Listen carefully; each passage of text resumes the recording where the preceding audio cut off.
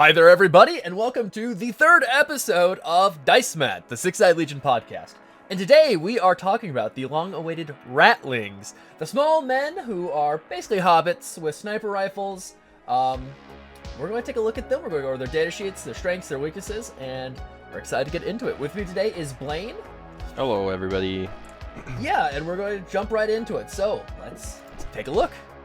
So, moving right into it, the Ratlings have a very special factional called Scarper, and Blayne's going to go over that for us. So, Blayne, what does Scarper do? Yeah, it's a very unique faction ability, kind of similar to something mandrakes have. It reads after each enemy operative's activation before the next activation or the next operative is activated. You can perform a free dash with one of your friendly Ratlings. This excludes the Bulgrin and Ogrin operatives, as well as the specific Ratling operative Sneak. But it cannot end. Oh. Yeah, they had their own special version of this. Which we'll get into here in a little bit. It cannot end this movement within 3 of any enemies unless it's not visible to any enemy at the end of that movement. And then each friendly can only do this once per turn, and you can only do it after every other enemy activation, so you can't like back-to-back dashes here. Yeah, no, it's an incredible ability, as we'll see a little bit later. These guys don't have a whole lot of movement, but with this, they can actually move up the board pretty quick with the models they want. It also helps as most of the Ratlings actually have normal heavy, so they can't move or dash at all. So this comes really, really useful for them when they need to like shift a little bit. It's kind of cool. Yeah, being able to like dash before shooting or even after shooting to get away from like visibility and stuff. So no, it's super, super useful. I have not played Ratlings yet, but I've seen them played and seeing their ability to, because I believe they are a 5-inch move. So they could potentially move 11 inches if they do their free dash. Yeah, hypothetically they could Scarper and then move dash. Because it's free, so it doesn't count towards their limit. Yeah. So that's a pretty good movement on these guys. So no, kind of interesting. It allows them to. It's kind of a shame that you can't do it on the Ogrin and the Bulgrin, but it does make sense. They're not super sneaky little guys. It's understandable. They're big slabs of meat. Yeah, they also have a base 6-inch move anyway. Yeah, so they're not as limited. And yeah, and also as we'll get into later, you can use the comms on the Ogrins, so it's very scary. Perfect. Now let's go look at what operatives make up a Ratling team. So, taking a look at the operative selection for the Ratling kill team, their archetypes are security and infiltration. I think security does really well for them, but I worry about infiltration a little bit. Yeah, like having played against them, the security on this team is really good, just because you have access to mainly contain, and you have 11 dudes, 3 of which kind of sit on the front line and have like double parry shields and stuff, and the rest of them kind of just wait to see if your opponent tries to push into your territory and just shoots them off. So looking at the operatives this team can take, they can take a Ratling Fixer, that is your leader. He can be taken with a battle rifle or a sniper rifle. We'll take a look at those when we actually look at each operative's data cards. You can then take the Battle Mutt, the wonderful new dog, because every kill team needs a pet. You can bring a Bulgrin, and they have some options. You can take them with a Grandeur Gauntlet or a Power Maul, or a Brute Shield or a Slab Shield, so you get some options between them. You can bring an Ogrin, they have no options. You can then bring a Big Shot, a Bomber, a Hard Bit, a Raider, a Sneak, Sniper, Stash Master, and Vox Thief. And from those you can pick 10. You also missed the Spotter. Oh, I did. Yep. I missed the Spotter as well. Whoops. They also have a special thing that you can only take a maximum of 3 Ogrin or Bulgrin combined. But for every Ogrin that you don't take, you get one of your Ratling Ploys for free, which is actually pretty incredible. Yeah, it's similar to like Deathcore, because Deathcore has something like this too, where you can drop in like one of your 4 bodies and get a free ploy. So like if you're feeling real risky, you can take 11 Ratlings and then just get 3 free, 3 of your ploys for free. And I know that like 2, depending on the matchup, I can see that being possible. Yeah, but I don't know, the Bulgrins are really good. Yeah, well, and I know that like I believe 2 of the strat ploys and 2 of the tactical ploys are only for Ogrins anyway, or mainly for Ogrins. So like you can kind of just avoid those ploys and pretty much get all your ploys for free for your Ratlings. So it's kind of cool, but probably not worth it. Probably not, as we'll see later. These guys, great in shooting, but in melee they're not so good. But yeah, so now that we've taken a look at the operative selection, which you can take, let's go take a look at the actual data cards and take a look at those. So, turning to the operatives and their data cards now, let's start off with the Ratling Raider. We're going to do these in the order that they appear in the app. The Ratling Raider is 2 APL, it has 5 inches of movement, which is kind of base for the team. They have a 5-up save and only 6 wounds. The Raider, however, gets a suppressed sniper rifle, and so it gets mobile and stationary. Its mobile profile is 4-on-4s, 3-4 silent, so this one is just silent no matter what, which is actually really, really nice. This guy can kind of move around as much as he wants. Then there's the stationary profile, which is 4-on-3s, 3-3, devastating 1, heavy, and silent. So, pretty good. The devastating 1 will come up every now and again. The fact that it's silent, I think, is kind of its best ability. And then he's equipped with a dagger, which is 3s-on-4s, 2-3 damage. So, pretty weak in melee, but these guys pack a pretty decent punch. Yeah, like just a pretty basic like guardsman kind of melee for sure. The Ratling Raider also has the slingshot ability for 1 AP, and this is very similar to the Commando Grot, where he's able to move to terrain features visible to and within 6 inches of the Ratling Raider. Just pretty nice. It is actually very different. From the Grot, yeah. So you choose a piece of terrain that's within 6 of you, and you basically, however high that terrain feature is how much further away you can place your model from that. So like, so like let's say it's like a barricade, like a 1-inch tall barricade. So you pick a point on that barricade. Oh, sorry, it's x+1, where x is the height. So like it's a barricade is 1 inch. If it's within 6 of you, you can choose it. You can then you pick up your model and place it back on the board within 2 inches of that barricade, because it's 1 inch tall plus the 1 that it gives you for free. So like the Vulcus, like the big Vulcus stronghold with the 3rd floor vantage, that thing is like 7 inches tall on its base. So it does give you a maximum of 5 inches, but like if you're within 6 of it, you can basically set yourself up within like 11 inches away from your starting place. Yeah, wow, that's crazy. It gives you a little bit more flexibility in like where you can place your model, but like not as much like infinite distance like the Grot does. Okay, so like similar to the Grot, but a little bit more restricted. Yeah. But that makes sense. The slingshot ability, that's super cool though.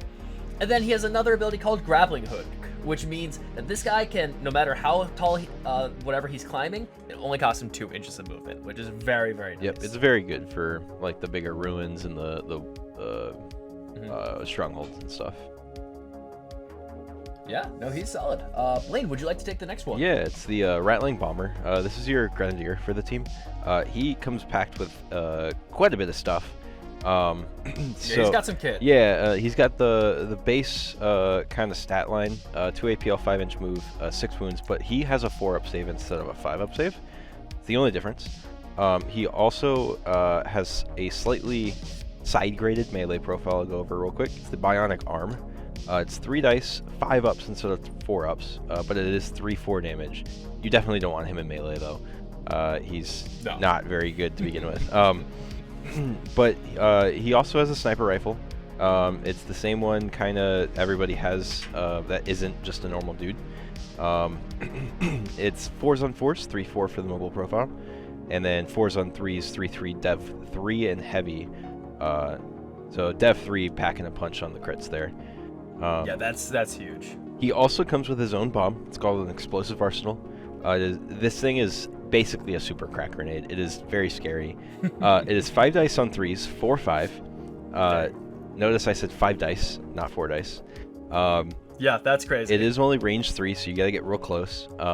Blast of 1 inch. Heavy reposition only, so that's where you're using your Scarper to kind of get in closer. You can only throw it once. It's got piercing 1 and saturate. So Yeah, so it's a super it's crack basically grenade, a super crack grenade, yeah. So the reason why this guy is pretty much taken on every team is because he comes with tripwires. So at the beginning of the game, kind of during the equipment step, you can set up 2 of these tokens anywhere on the board in your half, outside of like 2 inches of doors and stuff. It's basically a mine. It's got a 1-inch bubble around it, and if an enemy comes within that range at all, it stuns them and stops their movement. So like if they're mid-charge, they cannot finish that charge, or if they like charge you and you're barely on, or they're barely on the mine, they lose an AP, so they might not be able to fight you anymore. It's very annoying, especially when you combine it with some of the other stuff that this team has.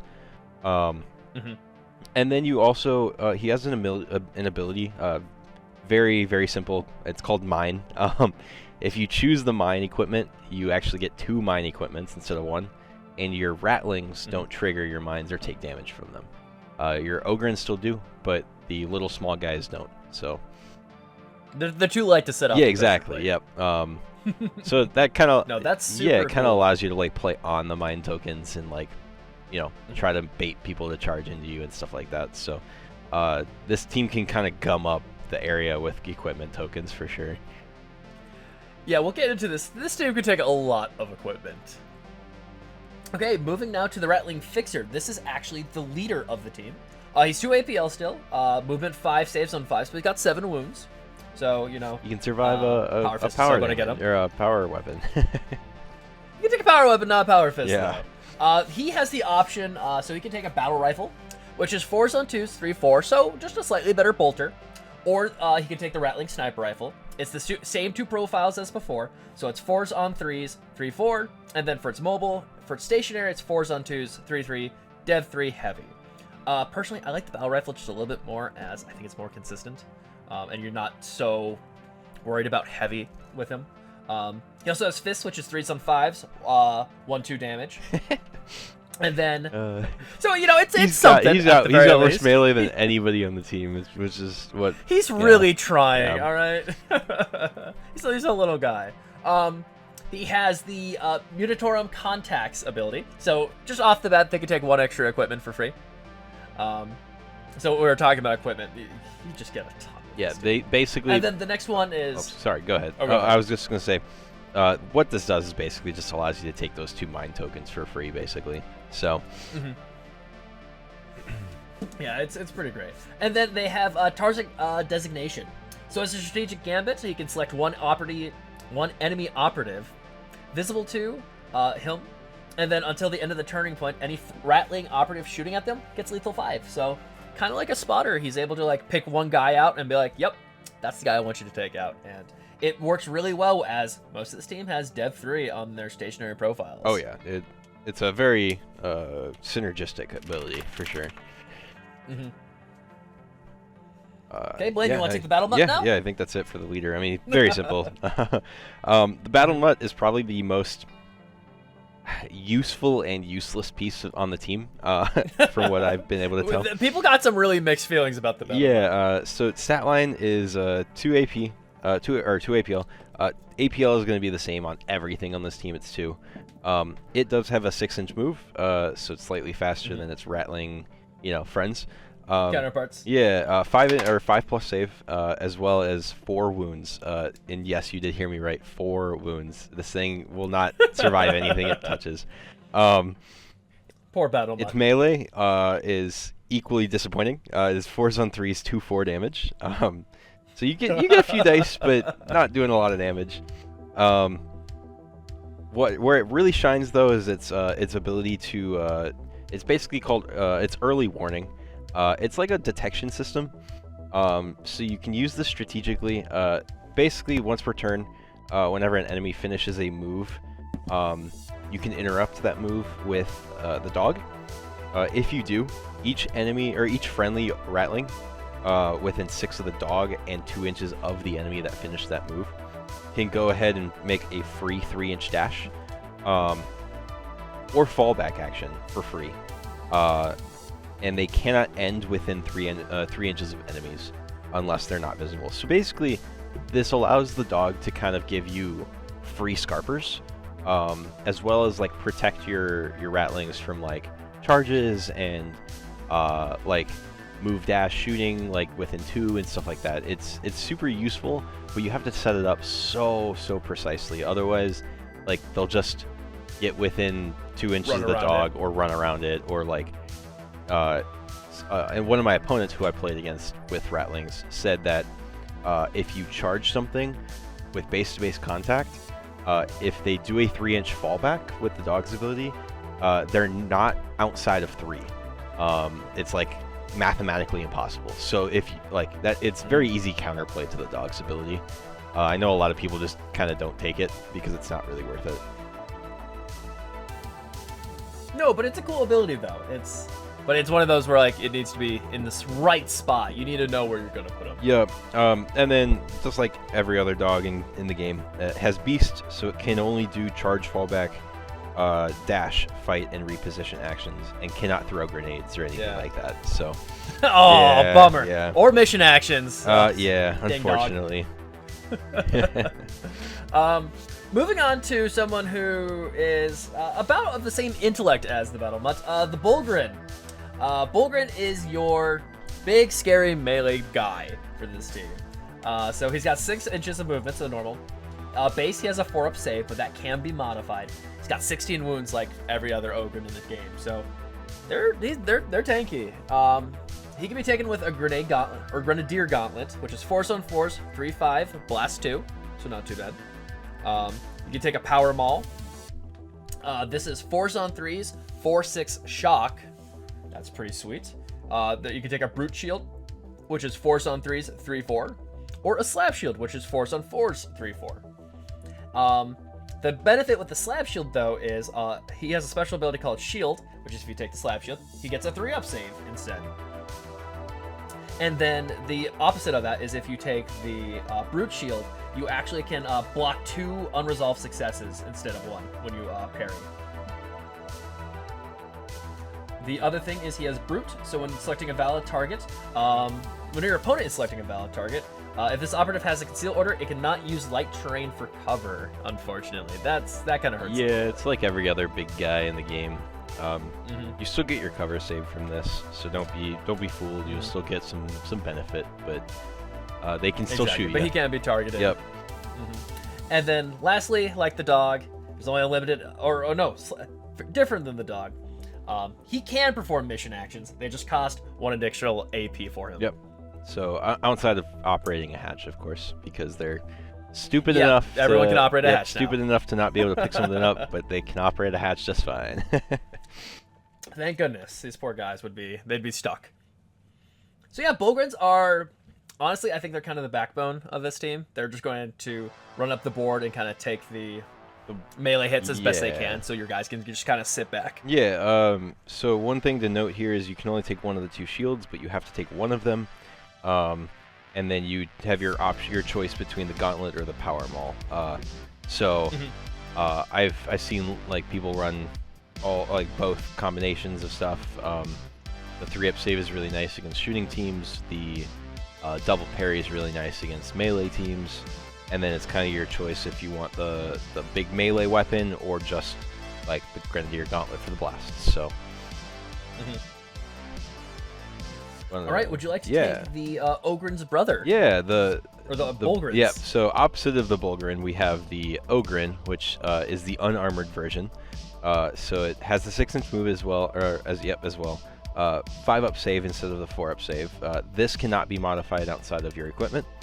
And then you have 16 wounds as well. These are your big like gunner Ogrins. So they've got no options for weapons. They have a Ripper gun, so it's 4s on 3s, 4/5, range 8 and punishing. So kind of a short range. It's like a pistol, but it hits really hard. And then they have a bayonet, which is 4s on 3s, 4/5. That's again still nothing to laugh at in melee. They can still definitely get in there and chop some stuff up. Yeah, they're pretty solid. Especially with their ability called Bayonet Charge. So you know how the Lumberghast on Gellerpox charges and does a D3 to things? This does the same thing. So you can choose an enemy that it charged and do a D3 +1 damage after the charge action.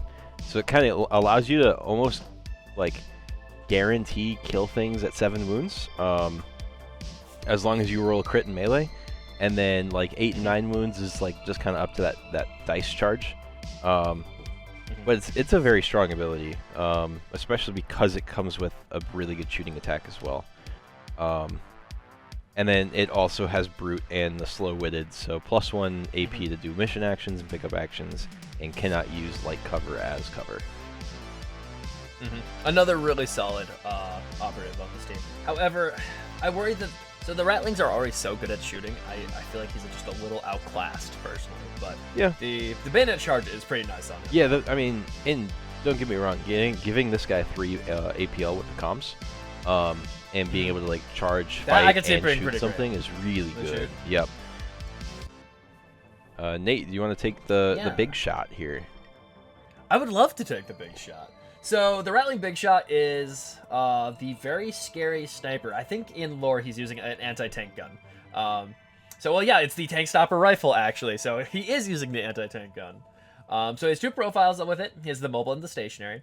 The mobile is Force on 3s, 4/4 damage, devastating 1, heavy, dash only, and piercing 1. So pretty solid. Oh yeah, that's definitely scary on its own. But then the stationary gets even scarier as it's Force on 2s, 4/2 damage, devastating 4. That's yeah, insane. and don't forget the severe on that. So you're automatically getting a crit. Yeah, it has piercing 1 and severe as well. So you're going to get devastating 4 so long as you roll a 2. Yep, and so this thing is kind of killing anything it points at, really. Like outside of maybe a Marine. But even then, Marines are still gonna struggle against this guy. And then he has fists, which are 3s on 5s, 1/2 damage. Yep, him and the leader. they should be your backline pieces. Yep. They should not be in the thick of it. But no, this is an auto take on your list. They're a great operative. It's a fun little model too. It's almost like a little diorama. So moving from arguably like one of the best operatives on the team to one who I think struggles a little bit. Blayne, would you like to look at the hard bit? Yeah, I have a personal opinion on this that I'll share here in a little bit. This is your melee operative, and I say that with a grain of salt because they're hobbits, you know, they're little Ratling guys, as you've seen from their fists. So he's got a 5-inch move, 5 up save, 6 wounds, all the basic stuff. He comes with a battle rifle. Just a bolter. He also has a combat knife. Before you jump up in your seat and go, woo, combat knife, it has 3 attacks, 3 ups, 3/5, and balanced. It is not great. Where this guy can maybe shine a little bit is on his own activation. So if he performs the charge action, he gets an extra attack die in melee, and he can do this while concealed. And he gains Brutal in that melee fight. So suddenly it becomes 4 attacks on 3s, 3/5 balanced, and Brutal. That's not bad. Okay, that's not too bad. No, it's not bad at all, actually. He also has Lie in Wait. So if he's retaliating and he's next to heavy or light terrain, he actually becomes the attacker. The reason this is bad is because he has 3 attack dice. So becoming attacker is really like not great unless they're charging with like something at 5 wounds, and you have to like fish for a crit to try to just kill them before you get hit. The other reason this guy is like not super great is because he's 6 wounds. So yeah, I was gonna bring that up. He does not have much health. Yeah, you like even in melee, like you charge him in, and he might just get slapped by a Marine and die, even if you get that Brutal and the 4th die. And then on the other side of things, if you get charged by a Marine, you're becoming attacker is irrelevant to them because they're just gonna slap you with 5 dice anyway. Exactly. He's a funny little guy. He tries his hardest. But yeah, he's definitely interesting to be able to like set up with the dog maybe. And like have this weird little line where like if they charge you, you can fall back with other things, and if they charge the hard bit, you can like fight first and maybe like get some damage in before you die. Like I don't know. It's kind of hard to play, but there's a little bit of room there to experiment. There's probably some edge case areas. Yeah.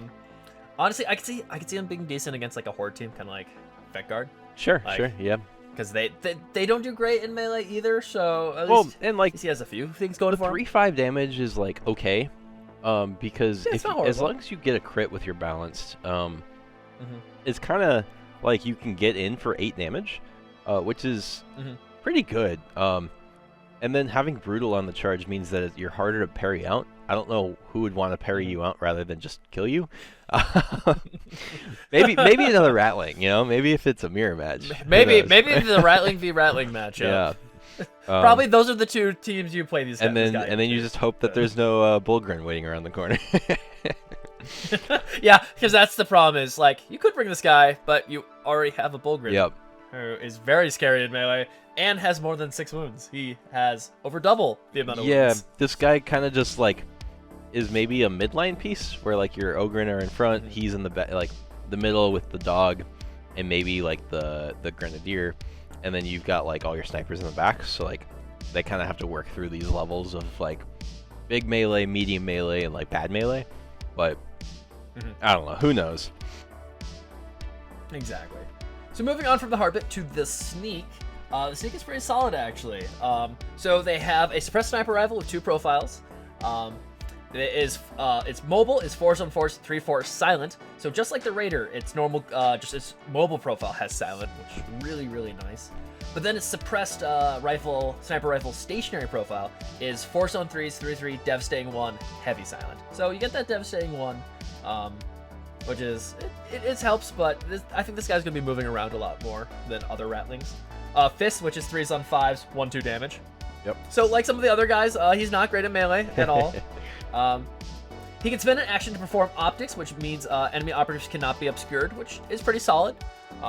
Having this ability is just like, oh yes, him in the back line. I'm going to pick him out. Very, very useful. And then he has the evade action. So this guy can't use the Scarper faction rule at all. He has his own thing entirely. And how it works is once per turning point, whenever an enemy operative performs an action, it can be any action, this guy can interrupt that action or counter action to use his rule. And if you do so, he can immediately perform a free dash. He can go anywhere with that dash. And that's pretty solid. Whereas you could do a Scarper with one guy and then he can immediately dash. You don't need to wait. Yeah. You don't have to wait the back and forth for him. Yeah, you can do both at the same time. And I think the biggest thing here is that you can end within 3 of enemies. So he can do evade and dash up to be within like 2 of an enemy to immediately shoot them. Oh yeah, that's a good point. Yeah. So yeah, he is a very solid model piece. He's fun. I've seen it. Like he's very useful. He's got a lot of abilities that allow him to he can move up the board a lot faster, and with the silent profile, he's a lot harder to like track down. Yeah. And like at its very worst is he's just a silent bolter, right? Like that can just get free movement and stuff. At its best is like you're evading to get within 2, and then like if he has a 3rd APL, you can like pop an optic, shoot with your mobile profile at like somebody in smoke, and then like tap an objective or like run away and like do something else, right? Like he can just do a lot, especially with all the other tools on the team. No, he's a very good model. Moving on to another model, the Ratling Sniper. Blayne, would you like to take a look at him? Yeah, these are your normal warrior guys. I'm not sure if you're really taking any of these because you have enough specialists like that you're kind of always wanting to take. A lot of specialists. Yeah, especially if you're not taking 3 Ratlings for 3 Ogrins. You've got an overabundance of like other guys, but he's got just the normal sniper rifle. It's a bolter on the mobile profile. Stationary is 4s on 2s, 3/3, dev 3, and heavy, and then fists. So the same bad profile everybody else has. Exactly. Yeah. So he again, your specialists kind of already do the same thing. These guys hit on 2s on their stationary profiles, I suppose. But for the most part, you're kind of ignoring them in taking specialists instead. So yeah, like most warriors, unfortunately. Nope, he's there. He's not bad, but he kind of gets outshined by the specialists. Yep. And moving on to another specialist, we have the Rattling Spotter. Almost said sniper there again. So the Spotter, they have a sniper rifle. Same profiles as all the other ones. It's 4s on 4s, 3-4 for the mobile, and then 4s on 3s, 3-3 devastating, 3 heavy for the stationary. Fist is the same abysmal, 3s on 5s, 1-2 damage. They, however, can perform the spot action. So they can select one enemy operative visible to them, and every Rattling operative within 3 of when they're shooting gain the Seek Light, and the enemy cannot be obscured. So very, very useful. On Into the Dark, this is just the best. Oh yeah, yeah. If anybody's familiar with Into the Dark and Games Workshop's maps for Into the Dark, with this edition, they are 3 big open rooms basically. And so you're really dependent on your light barricades and such for cover in those rooms. An ability like this allows you to kind of sit on the door with your silent snipers and just kind of pop shots at people on the barricades, and it's very annoying, but also very, very strong. Any team with this, or anybody who plays a team that has an ability like this knows exactly what we're talking about here. Yeah, Spot is on Into the Dark. It's very, very good. Yeah, on open not so much because Vulcus is all heavy. There's only 3 pieces of light. Yeah, anyway. exactly. The floors are light, I suppose, so if you can get underneath your opponent, maybe it comes up. You can spot him. Yeah, we really do have the 2 extremes. Vulcus is all heavy, and Into the Dark is basically all light, is all you're going to interact with. Yeah. So.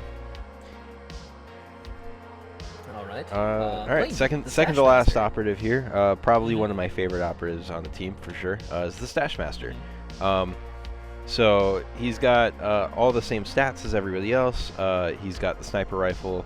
That's just a bolter hitting on 4s for mobile, and Dev 3 and heavy on the stationary. Nothing unlike his other brothers in war here. Same with his melee, abysmal, but who cares? Who needs that? He can do a free mission or pickup action during his activation. So he's your Scarper move dash with an extra APL and tap your opponent's point. And we'll get into that here in a second with one of the firefight ploys. It's very, very, very strong. As well as he is well stocked. So he just gives you an extra ammo cache if you take the ammo cache equipment. Similar to the bomber who gives you 2 mines. And it's actually kind of relevant for you to take those ammo stashes because they give you balance. This team doesn't have a whole lot of rerolls. So hitting on 3s or 4s and trying to get your crits and your lethal 5s and all that good stuff is super important for this team. And just getting balanced on that with 2 ammo cache piles that you can set on opposite sides of the map is actually not a terrible idea for sure. No, this is one of the team that kind of benefits for it, because honestly, I had to go and check the equipment because I've never taken an ammo cache. So just the ability to have that he could take 2, hey, have some rerolls. Yep. Very, very useful. And I think this is kind of one of those teams where it is super, super useful. All right, Nate, last operative. On to the last one. Yeah, so we have the Vox Thief, which, despite their very cool name, is just your comms guy. Yep. When I first read this, I was like, "Oh, he can take APL away from people or stun something." No, he's just a comms. No, not as cool. Yep. He's just a comms. So it's the sniper rifle profile. I feel like you're gonna be hearing that a lot today. So mobile, it's 4s on 4s, 3-4. Stationary, it's 4s on 3s, 3-3. Devastating 3 heavy. Fist, same abysmal one as 3s on 5s, 1-2. And then he can perform intercept communications, which is literally just within 6 inches you can add 1 to an operative's APL. Yeah. Very simple, very effective, of course. It's a comms, you're always going to want a comms, and as we kind of alluded to, an Ogren or Bulgren with a comms is very, very good. Yep. So that's it for so for that is right? Yeah, that's every operative on the team. Now we can take a look at their strategic ploys, firefight ploys, and equipment. All right, everybody. Going into the strategic ploys of the team is what we're going to cover next year. We'll start with the sniper's positions. Is a strategic ploy that allows your Rattling operatives. Again, remember Rattling and Ogren and Bulgren are different operatives. Keywords. So Yep. So Ratlings are all your small guys. As long as they're more than 6 from all enemies, you have heavy terrain next to you within an inch. You have a silent on all your stationary profiles. So all your heavy and like Dev 1 to Dev 3, Dev 4 profiles are all silent. That's solid. Wow. Yeah, you can just kind of give your entire team silent, which is super cool. That's scary. Yeah. Like, yeah, no other team can do this. Obviously, you're still limited to the stationary profiles, so none of your mobile profiles have silent outside of the other operatives that do. The ones that actually have that. Yeah, but you know, being able to scarper and stuff, evade, all that good stuff, is still relevant. You know, to get into position and shoot. All right, next one is going to be crack shots. So this is whenever an enemy or whenever a friendly Ratling operative is shooting an enemy that's more than 6 from it. Again, only the small guys. If that friendly hasn't performed a charge, fallback, or reposition action yet, or if it's on counter action, its rifle, that is any profile, has the balanced weapon rule. So as long as it is only dashing, or it does these moves after it shoots, you can just get balanced. So it's one of the few ways to get balanced on the team and get some rerolls for your rifles. Nate, any thoughts on that one? Pretty simple. It's pretty simple, but again, just any innate rerolls are useful. Rerolls really help, especially if, like, again, with the power of the devastating on the mobile profiles, like, it just allows you to get another chance to shoot. It's so useful. And like with this team, you're using your scarpers primarily to move, like to reposition. So again, these guys are just going to kind of huddle up in the back, and they're going to just be hanging out, taking shots, and they'll be in silent. Yeah, they're gonna do exactly what the ploy says and crack shots at you. Exactly. it's so useful that it's very strong. Yeah, like you can kind of scarper into position, shoot something, get balanced, and then reposition away, because it doesn't prevent you from doing the movement after you shoot to get the balanced, which is what I really like about ploys like this. Yeah, that's nice. And the fact that there's a good chance that you could be getting, I mean, any of these you could be getting for free, because if you just drop an Ogren, like, don't get me wrong, the Ogren and Bulgren are strong, but like if you take two, one of these is just always going to be free. Yep. All right. You want to move to the next one? Yeah. So it's shifty. So whenever a friendly Ratling operative, excluding, hold on, maybe Ratling operative is just everybody. Because it is the Ratling team. This. Yeah, and then some stuff excludes Ratling operatives. So I know the big thing with like crack shots being able to get balanced, it has to be more than 6 from enemies, and the Ogrens, I guess the Ogren could be within 8 inches, but outside of 6. But the normal Bulgrens can't do anything but throw grenades, so they can't be more than 6 from enemies to do their thing. And then sniper positions, they don't have rifles, so it doesn't really include them anyway. An Ogren for this with a sniper rifle. With a sniper rifle, oh my goodness. They'd probably try to throw it at their enemy. Yeah, that's what it would end up being. Yeah. So Shifty is a strategic ploy that whenever a friendly operative that isn't an Ogren or Bulgren has a conceal order and is in cover, they get super conceal. You can give all your small guys super conceal, which is insane. Because they're going to be shooting from silent anyway. Exactly. And so not only can you give them all silent, but you can also give them all super conceal, and you have spot. So like on Into the Dark, you can be shot, or you can't be shot. You can shoot anything you want, basically. Oh my goodness. Yeah, it's a very annoying, very good ability. I think the only other team in the game that can do this is Hearthkin Jaegers, or Hernkin Jaegers. Sorry. They have an ability to give all of their operatives outside of like 3 inches or something a super conceal. So very strong. Yeah. And then lastly, the last strategic ploy we've got here is Frontline Assault. This one is for your Ogrins and Bolgrins specifically. Whenever they are within your opponent's territory, not wholly within, just within, or within 3 inches of an objective marker, and they're shooting, fighting, or retaliating, they get balanced. It's a way to give them rerolls. So you've kind of got balanced for both the little guys and the big guys. No, very solid. Again, these strategy plays and the fact that you could be getting up to 3 of them for free is insane. Very, very crazy. Yep. Moving now to their firefight ploys, we'll start with survival instincts. Using this firefight ploy when an enemy operative is shooting against or fighting against a Ratling operative, excluding Ogrin or Bolgrins, when you're allocating the dice to block, if it's a normal success, you can block 1 unresolved critical success. If it's a critical success, you can block 2 unresolved normal successes. So you can kind of, like, they swing a little bit stronger than they normally would. So whereas a normal can block a crit. Go ahead. This is actually in defense dice when you're getting shot at. So you get double parry in defense is what this is. Oh, this is for defense. Oh, I thought this was just when Yes. fighting. Oh my goodness. No. This is when you are getting shot at or you're fighting against. Okay, so it's for both of them. Yeah, yep. So in the strange thing where if they do get within 2 to take away your super conceal, now you can just go, yep, my normal's going to block a crit. Oh my goodness. Or my crit's going to block 2 of your normal hits. Oh my goodness, shooting. that's insane. Yeah, it's very annoying because they can wait to see what they roll and you roll and then use this ploy. Because it's when you're allocating a die to block. Yeah.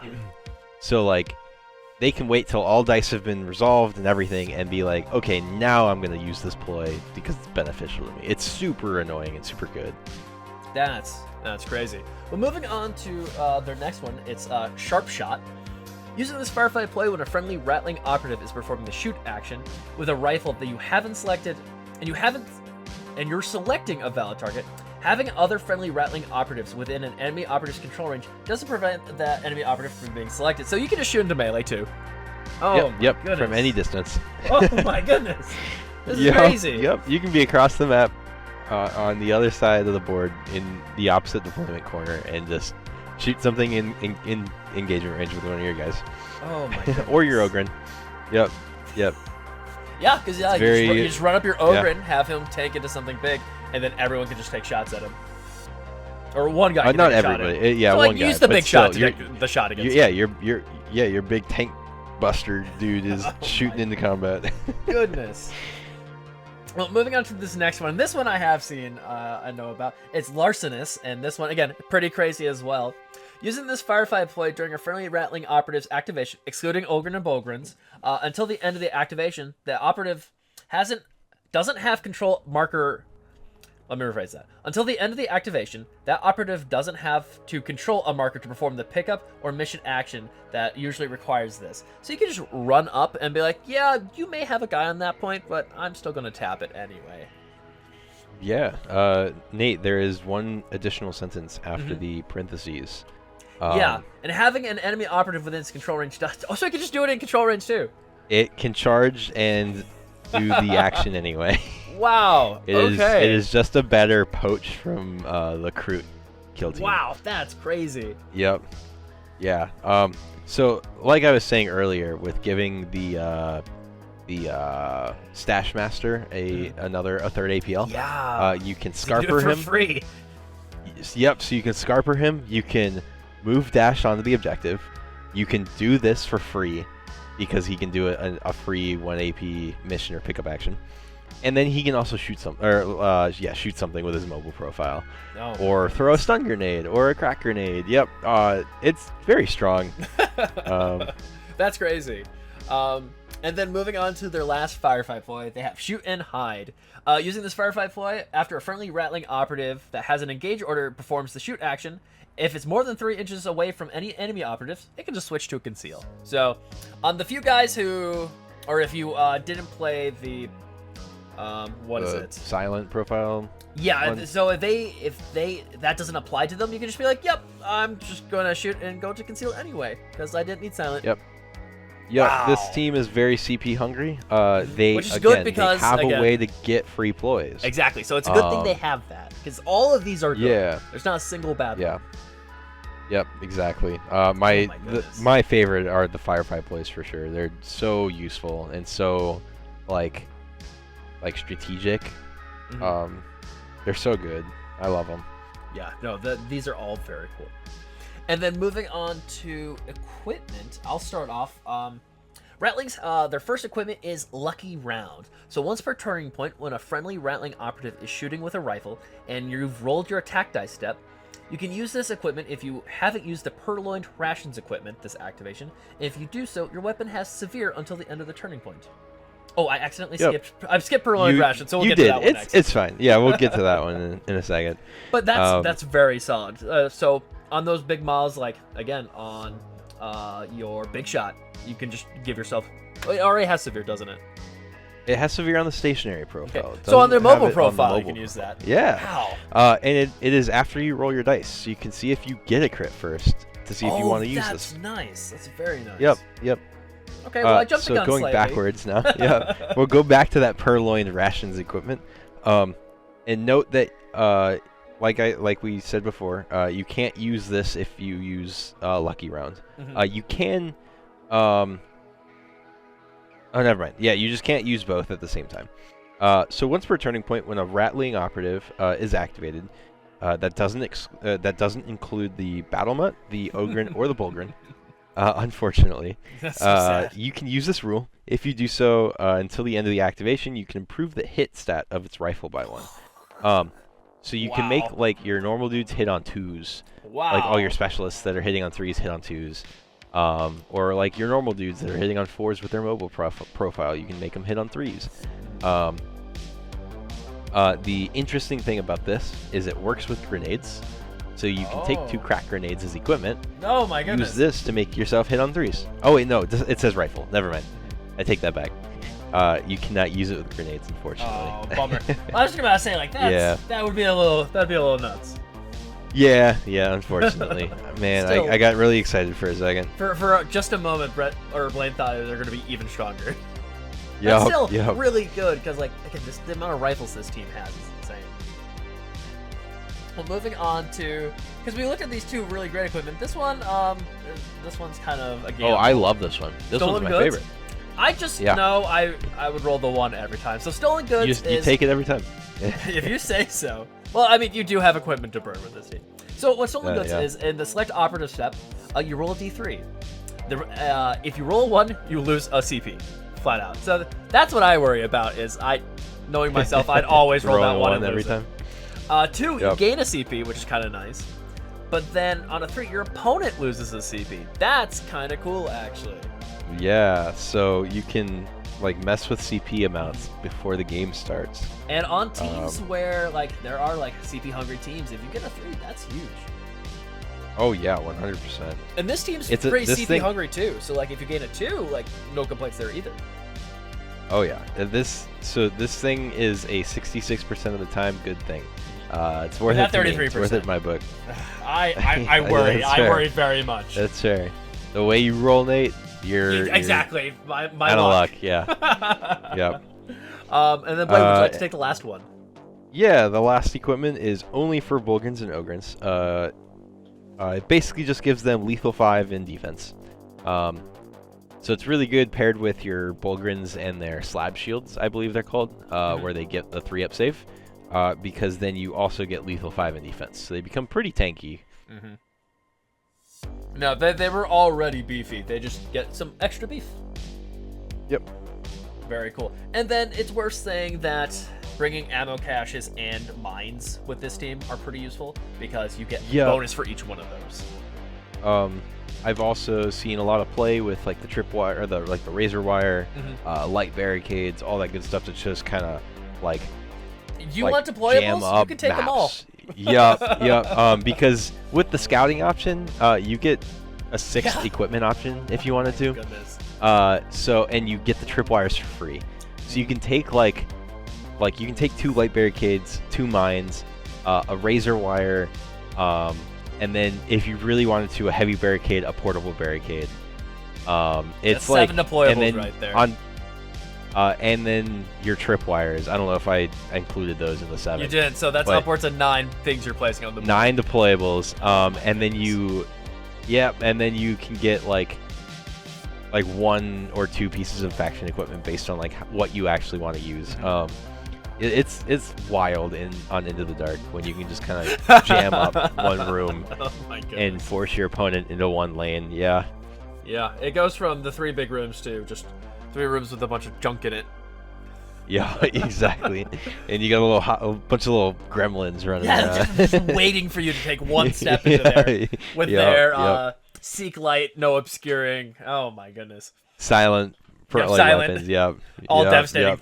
3 with balanced. Oh my goodness. And they all have super conceal too, so you can't shoot them back.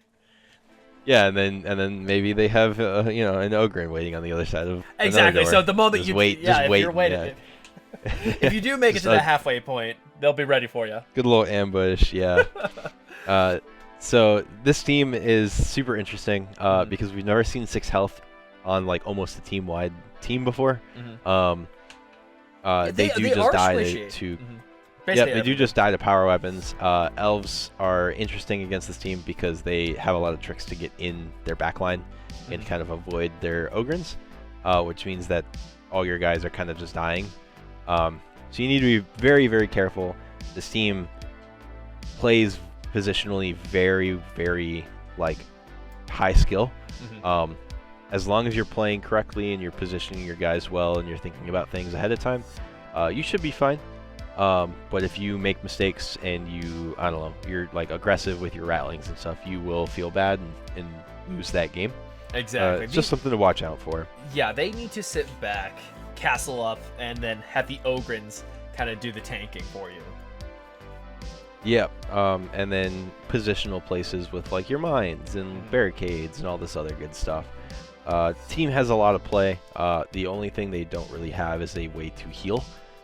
Which you're 6 health anyway, so if you're taking damage, you are probably dying. Anyway. So, yep.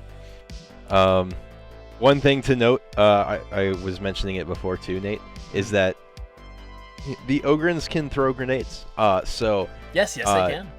I know one of the very common practices with this team is to take 2 crack grenades because you can kind of give an Ogren a 3rd APL, move or like charge him up. Fight something.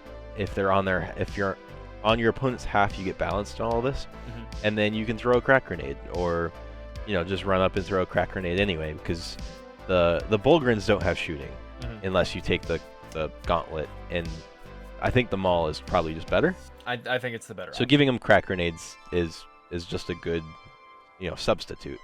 So yeah, but yeah, I mean, I really like the idea of this team.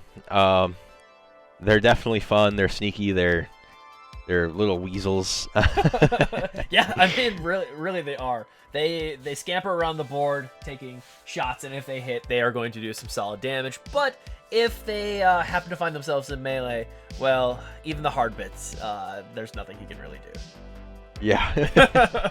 And then just thinking about some counterplay to this team, if you ever run into them across the table. I have found personally that smoke grenades are one of the banes of their existence, because they only have one operative, or like the spotter, to ignore obscuring. So if you kind of position around that and play around that, if you're taking 2 smokes, you can kind of smoke areas off where they can't get to you, and play into like the fact that they can't get crits against you anymore. And they can't scarper into you like within 2 inches to ignore the smoke. So their heavy profiles just don't get crits, which turns off their dev wounds, turns off their lethal 5 from their leader. Yeah, and then their heavy profiles become really Their heavy profiles become worse mobile profiles. Exactly. So they'll probably take the mobile on you then. Yeah, exactly. And then personally, just avoiding the Ogrens. Anybody who's played against Chaos Cult know that you kind of just have to avoid the torments. So which is easier said avoid the big guys, go for the small guys. It is the best thing to do. Yep. If you have any sort of way of like getting through terrain or like free movement or anything like that, getting into the back line and avoiding all their traps and stuff, is the best form of play against them. Exactly. And if then, you can break that that wall that they will build, they're pretty squishy. Yeah, and then me personally, I found that you just have to watch out for the slingshot guy, because he will slingshot onto your objective and just take it from you with larcenists. Yeah, no, it's almost impossible to avoid. Again, similar to the Commander Grot, he is just going to sneak up. There's nothing you can really do about that. Yep, they've given him a way to just take your objective regardless of what you do to prevent it. Is he the only so operative in Kill Team that can do that? Or is this the only team that has that ability, I guess is the better question. So to steal a point.